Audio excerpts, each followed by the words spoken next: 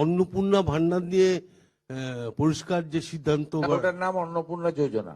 হ্যাঁ, সেইটা কি ওটা বলবেন? জেনে যাবেন, আপনি বলে দেওয়া হবে। 17 তারিখে টাকা ঢুকবে তো, 17 তারিখে ঘোষিত টাকা 17 তারিখে পাবেন। তার ঝাড়াই বাছাইয়ের কাজ অন্তিম পর্যায়ে চলছে। আমরা বলে দেব কারা যোগ্য অযোগ্য বলে দেবো আমরা। মাননীয় মন্ত্রী মালতী রাভা রায় এবং অন্যান্য আধিকারিকদের নিয়ে কথা বলে জানিয়ে দেবো আপনাদের। আমরা তো আগেই বলেছি 17 তারিখ থেকে যোগ্য লোকেরা টাকা পাবেন, কোনো অসুবিধার কারণ নেই। আমরা আগের সরকার 500 টাকা দিতে ক মাস লাগিয়েছিল মাননীয় মুখ্যমন্ত্রী, মনে আছে নাকি? 2021 সালে 9 মাস লাগিয়েছিল। প্রতি মাসেই ভেরিফিকেশন চলতো। অতএব এসব বলে লাভ নেই, আমরা ঠিক যোগ্য লোককে দিয়ে দেব।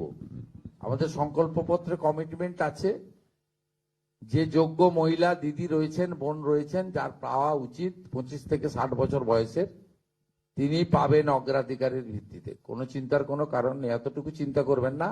আমরা জুন মাসে 28 লক্ষ মহিলাকে দিয়েছি, আমরা জুলাই মাসে 1,19,00,000 মহিলাকে দিয়েছি। এবারে সংখ্যা বাড়বে এবং ঝাড়াই বাছাই হচ্ছে। আমরা 17 তারিখ